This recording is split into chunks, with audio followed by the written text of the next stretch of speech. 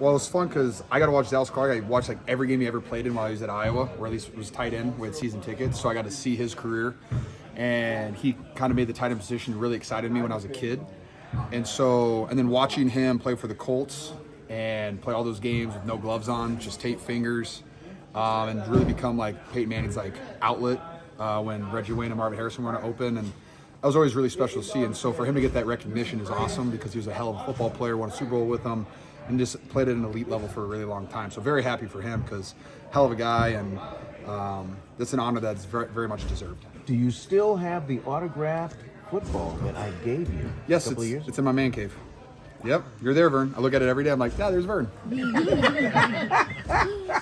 It sits up here, though. It sits up there. I couldn't help myself. That's horrible. I'm sorry. Dallas would be proud. He would be. He would be. Thanks, Vern. Those are good media questions. You're welcome. George, Trent said Yes. that. Trent said that. Which Trent? Williams. Yeah, big Trent. I understand that was confusion there. Big Trent had mentioned that if you win on Sunday, it's obviously not payback for the Super Bowl. But does it feel like a little bit extra?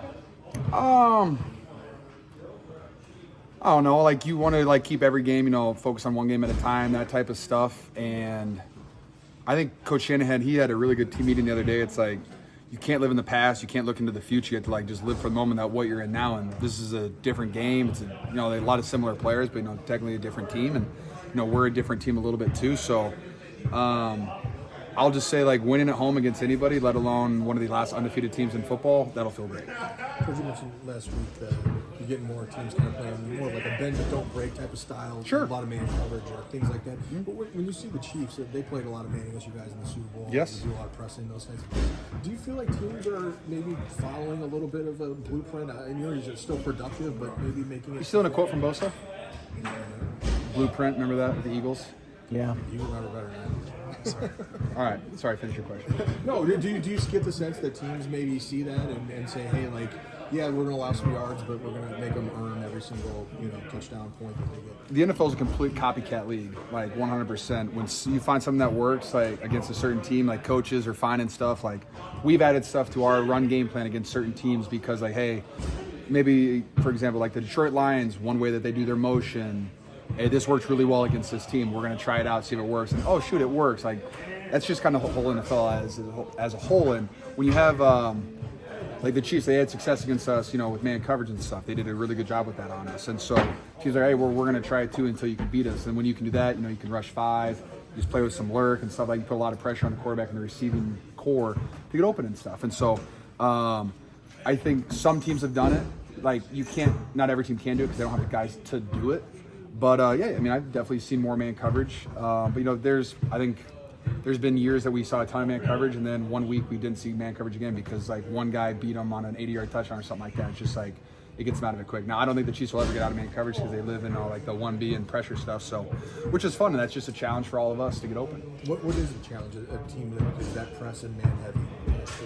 They just pressure a lot. So like everything's got to be fast, got to be really on your routes. Brock's got to be really on time with all of his stuff, and got to really hold up in protection because, you got to be you got to really help out on Chris Jones because of how dominant he is as a player, and then it gives a lot of one-on-ones to everybody else, and so it's really like you have to beat the man in front of you in the timing of the play, otherwise it's going to be a loss or a tip or some type of interception. How difficult is it to diagnose what they're bringing pressure-wise? I know they did a ton of it. I know you played a team like Minnesota who also blitzed a lot, but does this They're compare? a little different, but yeah. Okay. No, Minnesota's, they're wild. No, but you can't, you're not going to obviously see it every single time, but, the Chiefs do, they play situational football, so, their coverage has changed. They'll play something in the first half on third down, the second half they'll play something different, and then you get to, pressure downs, fourth quarter, they play different stuff as well. So it's their defense coordinator does a fantastic job. He switches stuff up all the time, so you can't just be, hey, we know we're going to get 11 lurk, and we know this guy's going to lurk. They switch it up almost every single time, constantly throughout the game too. So I think that's one reason they've had the success. And also, when you look at the Chiefs defense, what it is this year as it was last year and the year before is they're significantly better. Those guys have played together a lot of games. They're more on it. They're more on their coverages. You can see how they play with each other. So this is definitely the best defense I think we faced all year. George, A couple more guys.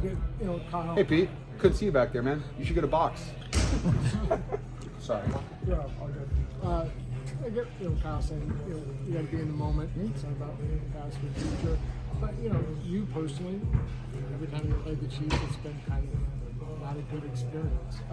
It's fair. We're human, so how hard is it to kind of say, oh, hey, I don't really see that uniform, I don't really see these guys, so this is just another opponent? I do a pretty good job of flushing stuff, and flushing Super Bowl losses, not the easiest thing to do. Like, it's a goal that you always want to achieve. But if you let stuff linger and you let stuff affect you like that, you can't be the player that you want to be. And so I just try my best to tune out whatever noise is being said on the outside, and specifically this week, because people ask, hey, I've been asked to go on a couple different talk shows, and there's only one reason they want to ask me to be on these talk shows, because it's we're playing the Chiefs this week, and so it's just like, it's fine. But they're the best team in the league right now with the Vikings, and we just have to treat them like they're the best team in the league right now, and just go out there and play our ball. And I don't think it's that hard to just focus them in as a team. Like, we know what they're going to give us. We played them a lot of times. We've never beaten them, but the thing is, it's a new year and we have another opportunity. Your red zone touchdowns have gone up over your career. That's cool. Each year they get better. Thank you. Good job, Brock.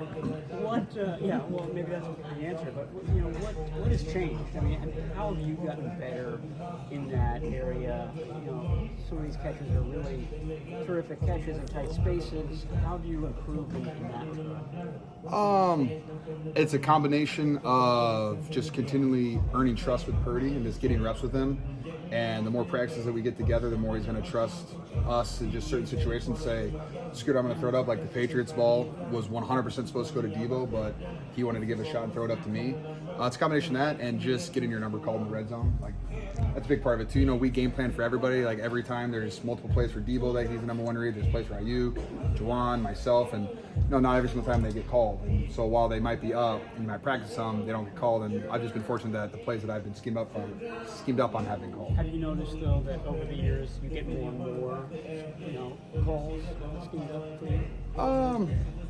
Yes and no. I try not to think about it, because if you think about not getting schemed up, it upsets you.